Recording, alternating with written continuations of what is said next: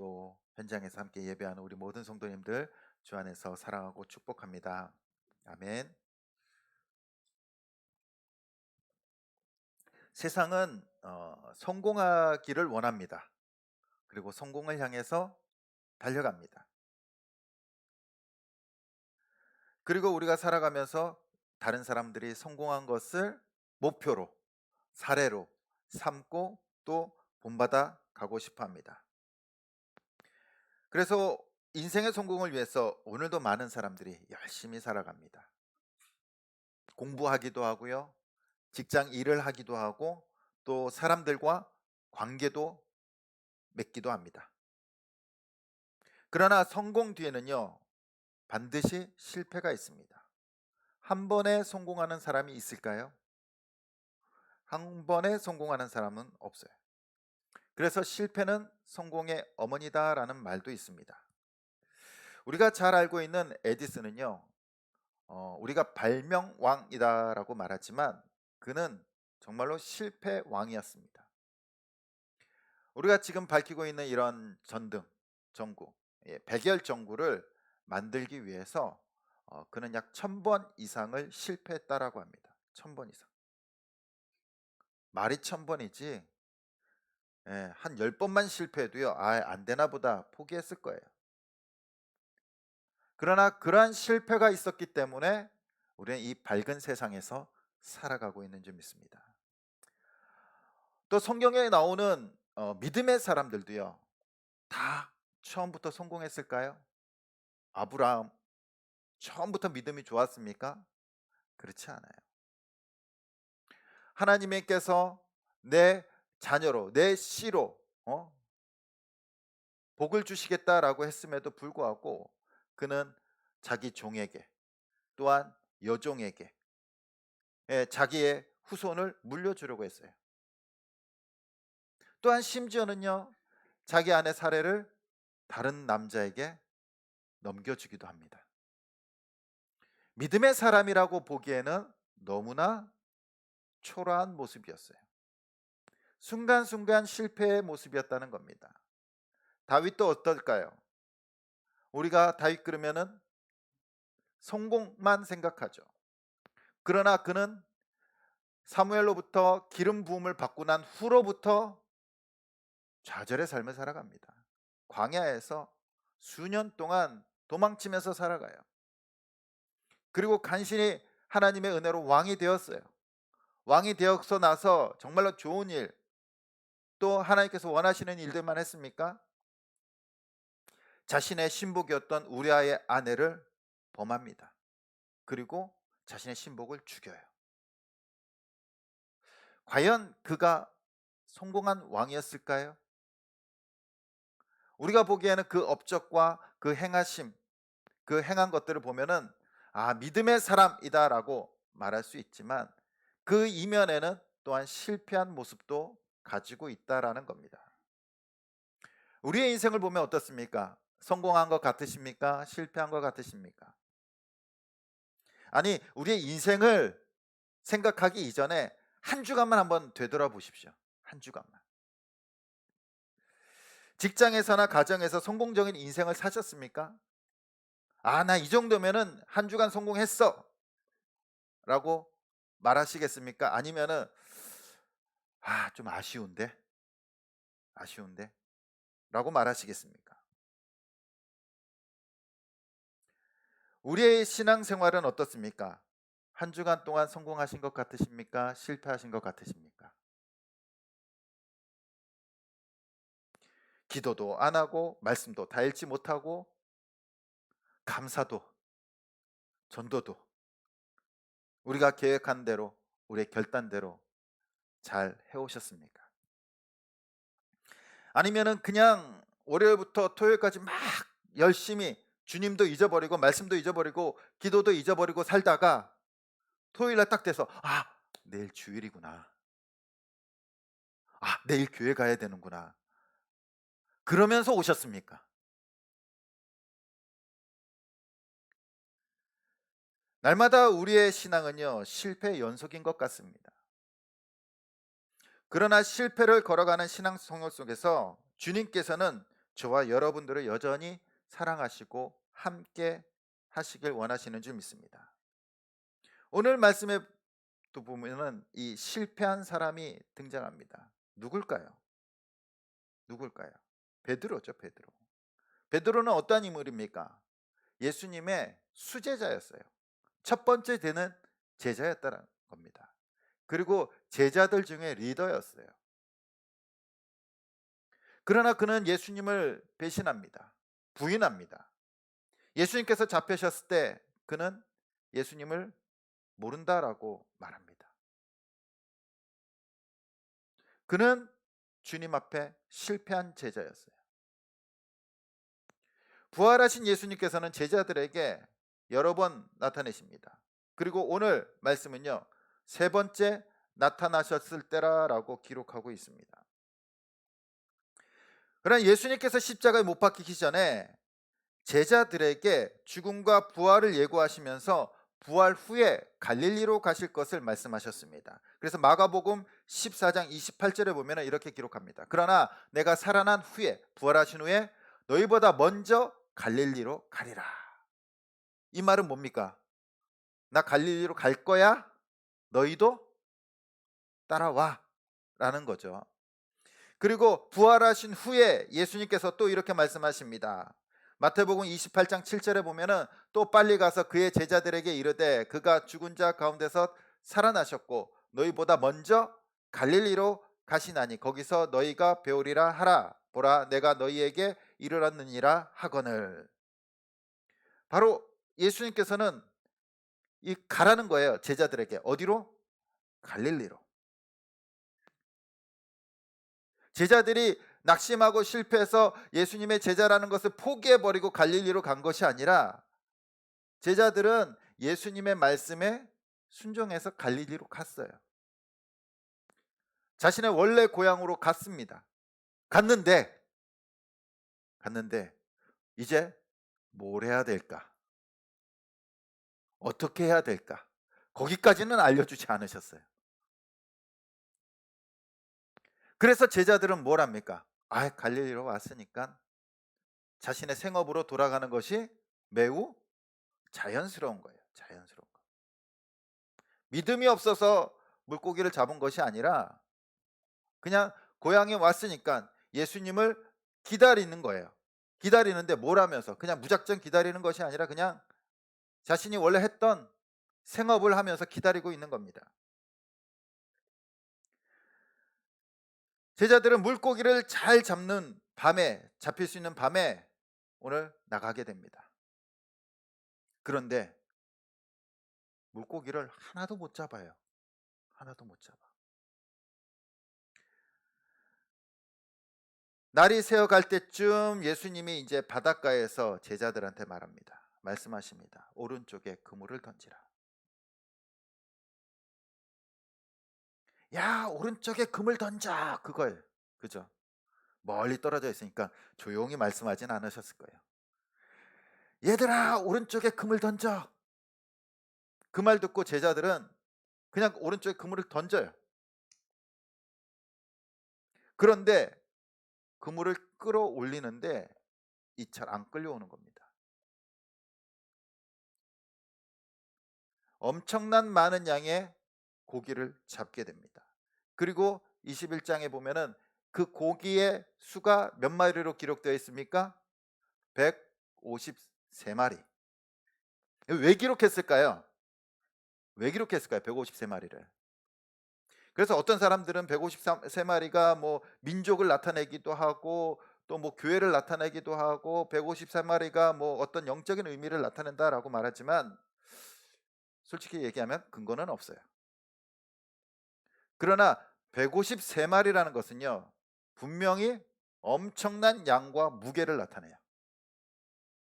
당시 갈릴리에서 잡히는 고기가요, 틸라피아라는 고기예요. 베드로 고기라는 겁니다. 베드로 고기라는, 베드로가 잡았다고 해서 베드로 고기라고 하는데 그 고기는 틸라피아라는 고기예요. 그 고기의 보통 크기는 40cm라고 합니다. 40cm, 요만한 거예요. 작지 않죠? 큰 거는 90cm래요. 그러니까 이 팔뚝만한 거예요. 이게. 90cm. 그리고 이 보통 무게가 1.5kg, 그리고 90cm에 달하는 건 2kg 이상 넘어간다고 합니다. 그런데 이 제자들이 몇 마리를 잡았다고요? 153마리. 무게가 보통 크기만 하더라도 230kg예요.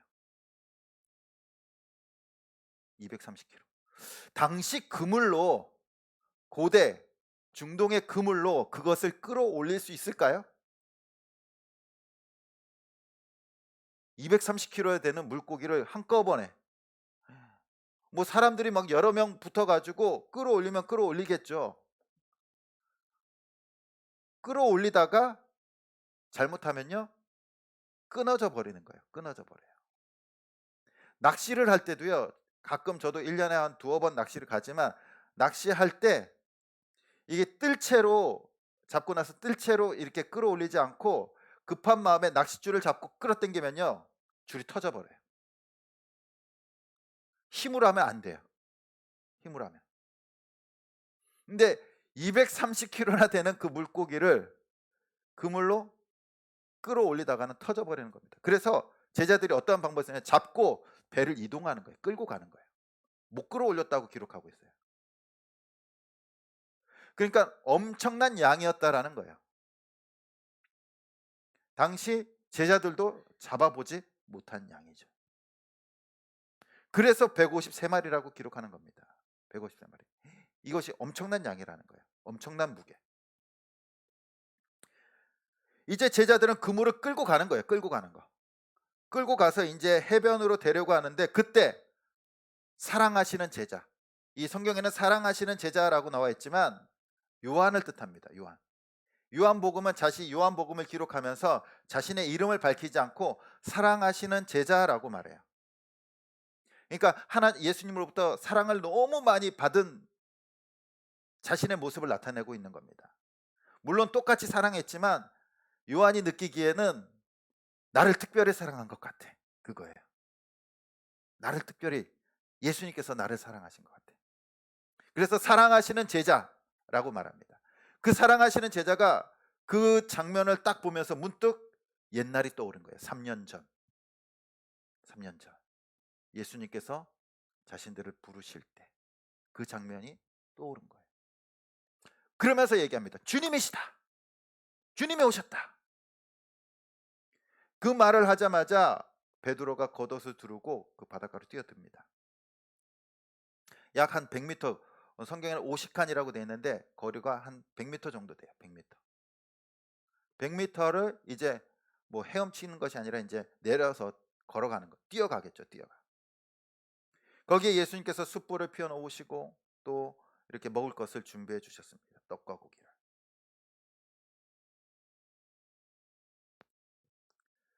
제자들은 이제 부활하신 주님과 함께 이제 이른 아침에, 새벽에 이제 조반을 먹는 거예요. 같이 떡도 떼고 그리고 고기도 먹습니다. 그런데 그 자리가 불편한 사람이 있어요. 예수님이 오셔서 기분은 좋지만 예수님의 눈을 제대로 맞추지도 못하고 그 자리가 정말 가시방석과 같은 사람이 있습니다. 누굴까요? 베드로겠죠. 베드로.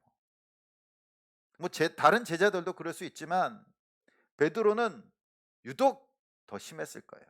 자기가 수제자였고, 그리고 절대 주님을 부인하지 않겠다, 배신하지 않겠다라고 말했지만 결국은 3번이나 부인하고 맙니다. 그리고 그 부인했을 때 예수님과 그 베드로의 눈이 마주쳐요. 누가복음에 보면 그 순간 얼마나 부끄럽고 수치스러울까요? 아마 쥐구멍에라도 들어가고 싶었을 겁니다. 그러나 이 식사 후에 예수님께서는 베드로에게 말씀하십니다. 뭐라고 얘기하십니까? 우리 같으면은 네가 어떻게 나한테 그럴 수 있냐? 그 말이 먼저 나오지 않을까요? 어? 다른 사람은 몰라도 네가 어떻게 나한테 그럴 수 있냐? 그런데 예수님께서는 책망하시거나 그렇게 말씀하지 않으십니다. 자신을 배신하고 부인한 베드로에게 네가 이 사람들보다, 여기 있는 사람들보다 나를 더 사랑하느냐 물으십니다. 베드로에게 찾아오셔서 세 번이나 반복해서 물으십니다. 그것은 예수님께서 베드로의 마음의 중심을 확인하고 싶으신 거예요. 베드로의 믿음의 고백을 기대하신 것도 아닙니다. 마태복음 26장 35절에 내가 주와 함께 죽을지언정 주를 결코 부인하지 않겠습니다 라고 했던 그 고백을 다시 듣고자 하신 것이 아니에요. 중심을 보고자 하십니다. 네가 이 사람들보다 나를 더 사랑하느냐, 여기 네가 의지하고 동고동락하는 이 사람들보다 네가 나를 더 사랑하느냐, 세 번이나 물어보십니다. 네가 나를 사랑하느냐. 그때 베드로가 뭐라고 대답합니까? 내가 주님을 사랑하는 줄 주님께서 아십니다. 내가 주님을 사랑하는 줄 주님께서 아십니다. 예수님께서는 베드로의 열정과 호응장담하는 그 고백을 원한 것이 아니에요. 자신감을 찾으라는 것이 아닙니다. 단지 나를 사랑하느냐 물어보십니다. 그리고 베드로는 나의 이 비참한 실패 속에서, 주님을 배신하고 부인한 그 실패 속에서 그럼에도 불구하고 주님 사랑합니다 라고 고백을 합니다. 우리도 종종 이 베드로처럼 실패자가 되기도 합니다. 갈망했던 꿈이 처절하게 깨어져 버리고, 그리고 실패를 경험하고 나면요, 나의 무능력함을 깨닫게 돼요. 그리고 내 자신만 깨달으면 되는데 주위 사람들도 저 사람 실패자야, 능력이 없어, 무능력해 라는 손가락질을 받을 때면요, 너무나도 살기 싫습니다. 자존감이 무너지는 거예요. 사람들로부터 인정받지 못하고 사랑받지 못해서 절망 속에 빠질 때도 있습니다. 열심히 공부했는데, 자기 딴엔 열심히 공부했는데 그만큼 성적이 나오지 않아요. 회사에서 열심히 일했는데 진급이 되지 않는 거예요. 밀려나는 겁니다. 밀려나는 거예요.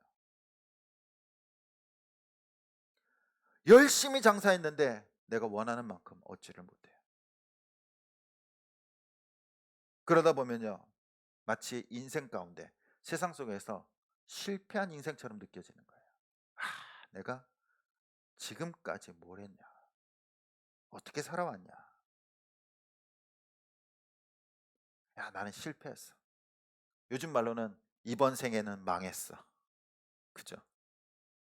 요즘 애들 말로는 이번 생에 망했어. 그래도 이제 세상 사람들은 거기까지. 근데 믿음의 사람들은 세상에서 실패했어도 내가 정말로 주님 앞에서 믿음으로 한번 서 봐야지 하면서 이제 다시 신앙생활을 시작합니다. 교회에서 위로받고 싶고 힘을 얻고 싶고 믿음으로 승리하고 싶어요. 근데 믿음 생활도 만만치 않아요. 신앙생활도 만만치 않습니다. 주일에 예배를 드리려고 하지만 자꾸 주일 아침마다 막 이상한 일이 생기는 거예요. 그러면서 갈등해요. 가야 되나 말아야 되나. 또 주일 예배 후에 믿음대로 살기를 결단합니다. 이번 한 주간은 정말로 제대로 한번 말씀을 순종하면서 살아봐야지, 기도도 많이 하면서 살아봐야지 매주 결단합니다. 기도도 하고 감사도 하고 화도 내지 않고 전도도 하고 짜증내지도 말아야지, 싸우지도 말아야지, 가족들한테 더 잘해야지 결단을 해요. 그런데 그게 며칠 가지도 않아요. 아마 빠르신 분들은 오늘 저녁이면 무너집니다. 빠르신 분들은 오늘 저녁이면 가요. 그죠? 2, 3일도 안 가요. 내일 아침 자고 일어나면 까마득히 잊어버립니다. 결단한 것도 잊어버려요. 저도 매주 결단합니다. 올해 목표가 책 좀 많이 읽고 정말 미친 듯이 운동해서 몸을 좀 건강하게 만들어 보자예요. 뭐 그렇다고 아픈 건 아니지만 그래도 우리 교회를 섬기기 위해서는 또 우리 성도님들과 또 정말로 행복한 목회를 하기 위해서는 몸도 건강해야 되잖아요. 그래서 운동을 결단합니다. 그다음에 책도 많이 읽으려고 결단해요. 근데 둘 중에 뭐가 안 될까요? 운동이 안 돼요. 운동이 안 돼. 그래서 처음에는 이제 일과를 마치고 이제 저녁 먹기 전에 운동을 해야지라고 이제 알람도 맞춰 놔요. 시계 알람도 맞춰 놓고 그다음에 다이어리에다가 매일 적습니다. 적어요. 몇 번 지켰을까요? 이상하게 그 시간만 되면 알람이 울렸음에도 불구하고 할 일이 생기는 거예요. 할 일이 떠오르는 거예요. 안 하게 돼요. 도저히 안 되겠어요. 그래서 이제는 새벽 예배 마치고 이제 성경 보는 시간과 운동하는 시간을 좀 바꿔봐야지. 그래서 새벽 예배 마치고 이제 운동을 하려고 하는데 또 이게 새벽 예배 마치고 나면 몸이 너무 무거워. 너무 무거워. 그러다 보면은 또 오후에 다시 해야지. 그래도 또 못 해요. 또 못 해.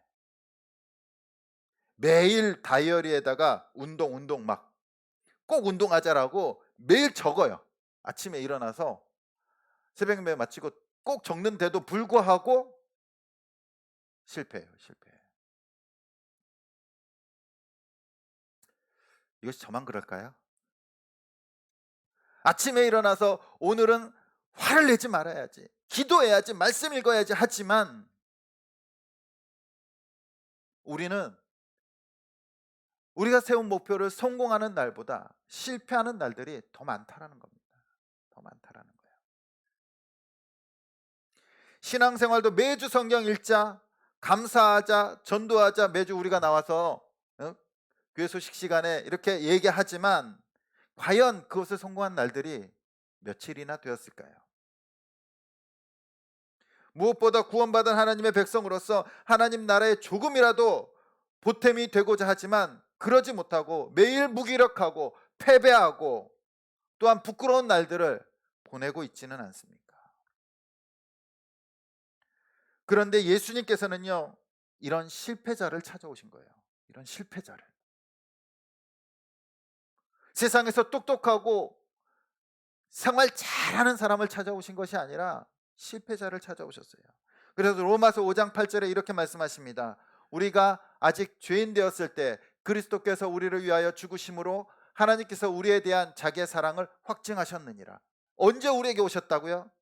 우리가 의인이었을 때가 아니라, 주님 앞에 신앙생활 잘했을 때가 아니라, 똑똑했을 때가 아니라 죄인 되었을 때, 하나님 앞에 실패자로 살아갔을 때, 아무것도 하지 못하는 무능력했을 때, 그때 주님께서 우리를 찾아오신 줄 믿습니다. 예수님이 우리에게 찾아오셨고요. 또한 예수님이 실패한 베드로에게 찾아가셨어요. 예수님께서 원하시는 것은 인간의 완벽함이 아닙니다. 학벌, 혈기, 열정, 사회적 지위가 아니에요. 과거 네가 나를 배신했지, 잘했지, 그것이 아니에요. 지금 네가 나를 사랑하느냐, 지금 네가 나를 사랑하느냐. 지금 예수님께서 원하시는 것은 과거가 아니에요. 학벌도 아니에요. 사회적 환경도 아니에요. 지금 네가 나를 사랑하느냐.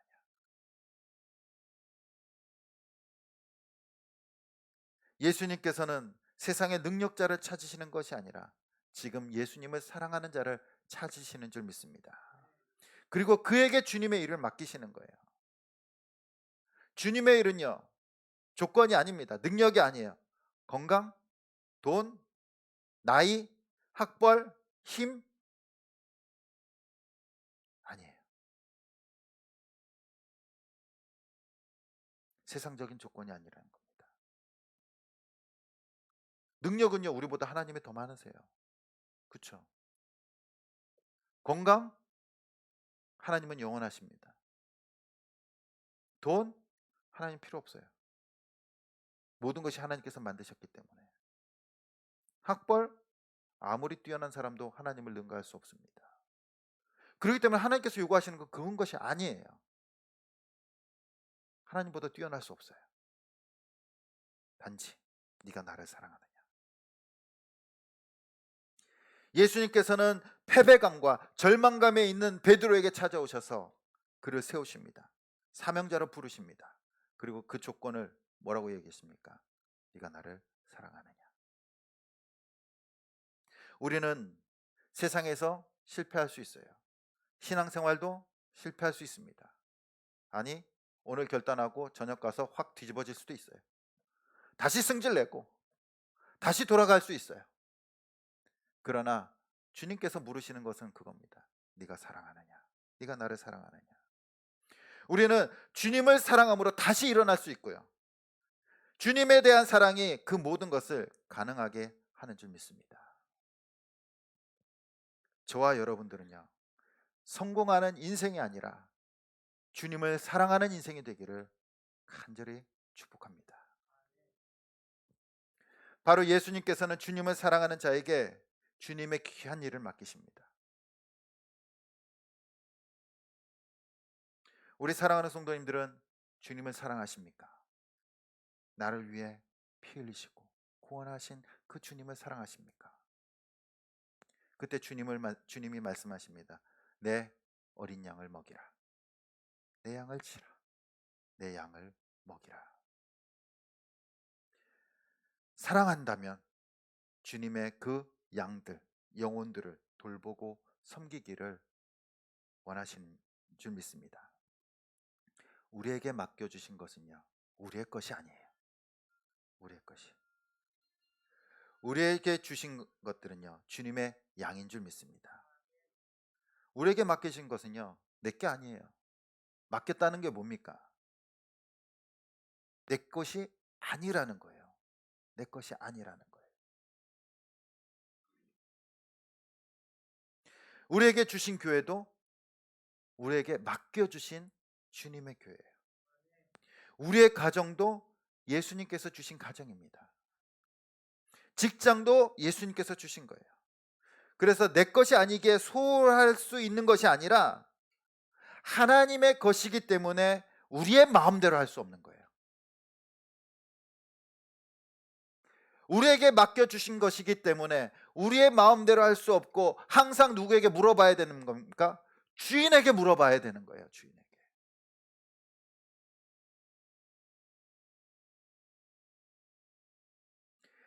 예수님의 양들이고 예수님의 영혼들이에요.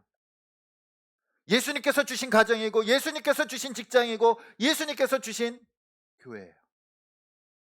그렇기 때문에 우리 마음대로 할 수 있는 것이 아니라는 겁니다.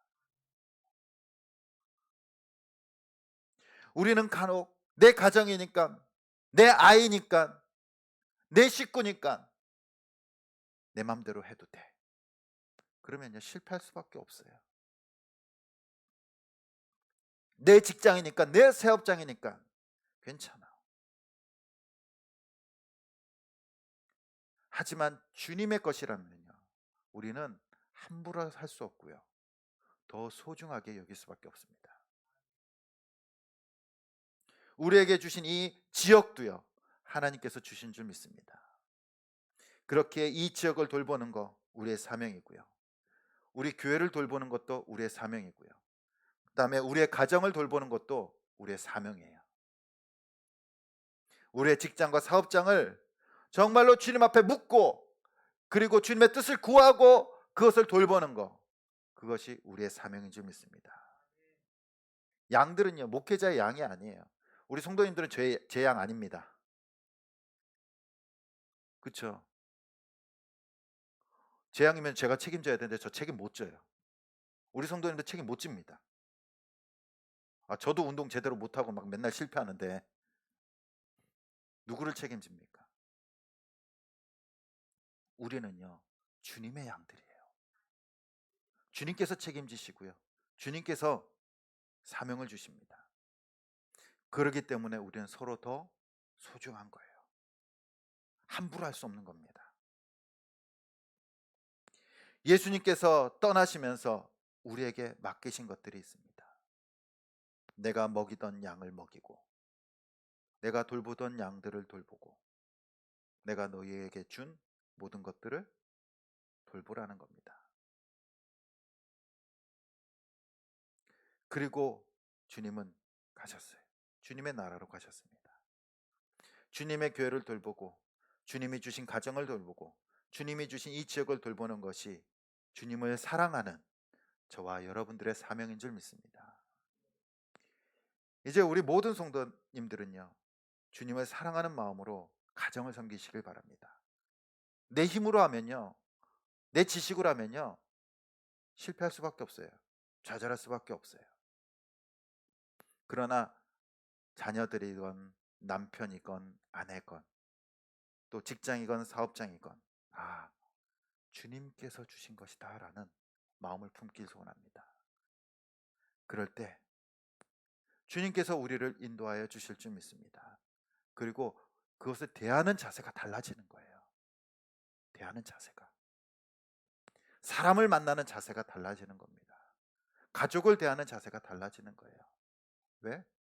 내 것이 아닌데, 내 마음대로 할 수 없잖아요. 하나님의 것인데 어떻게 함부로 욕을 하고 함부로 말하고 함부로 싸울 수 있습니까? 그럴 수 없는 겁니다. 하나님께서 주신 것인데. 이제 우리 성도님들은 날마다 그 주님을 사랑하는 마음으로 우리에게 주신 가정과 직장과 사업장, 또한 일터와 또한 교회라, 그리고 이 지역을 섬길 수 있기를 간절히 축복합니다. 예수님께서는 하나님 나라로 가시면서 이 땅에 남아있는 제자들에게 사명을 주셨습니다. 특히 베드로는 부족했어요. 연약했습니다. 주님을 배신했고 주님을 나몰라라 했습니다. 그럼에도 불구하고 예수님께서는 그 베드로를 세우십니다. 베드로가 똑똑해서, 환경이 좋아서, 리더십이 있어서가 아니에요. 우리를 부르신 것도 우리의 조건을 보고 부르시지 않으셨습니다. 우리의 조건이 얼마나 좋습니까? 주님이 부르시기에 이 정도면 될 만한 조건을 가지고 있는 분 계십니까? 없어요.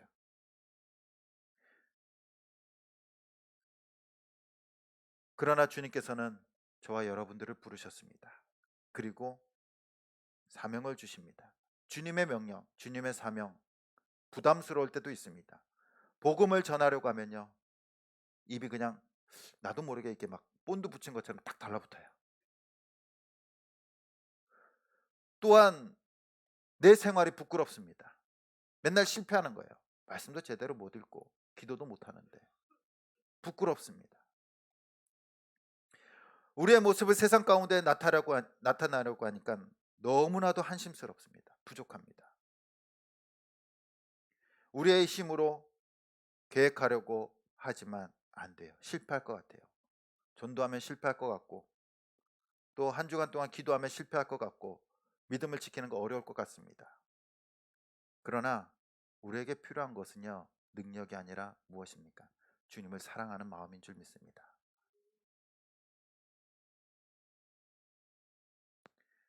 믿음의 길은 사랑하기에 걸어가는 거예요. 주님을 사랑하기에. 주님의 사명을 감당하는 조건은 사랑입니다. 네가 나를 사랑하느냐? 네가 나를 사랑하느냐? 그러면 내 양을 먹이라. 우리의 힘으로 살아가는 것이 아닙니다. 주님을 사랑할 때 우리는 사명을 감당할 수 있게 되는 줄 믿습니다. 그래서 오늘 우리는 이렇게 기도했으면 좋겠습니다. 능력을 달라고, 건강을 달라고, 물질을 달라고 기도하는 것이 아니라 오늘, 내일, 그리고 화요일, 목요일, 수요일 매일매일 주님을 더욱더 사랑하게 해달라고 기도하기를 간절히 소원합니다. 그래서 주님이 주신 그 사명이 부담이 아니라, 어려움이 아니라 사랑으로 기꺼이 감당하고 기쁨으로 살아갈 수 있는 저와 여러분들이 되시길 간절히 주님의 이름으로 축원드립니다.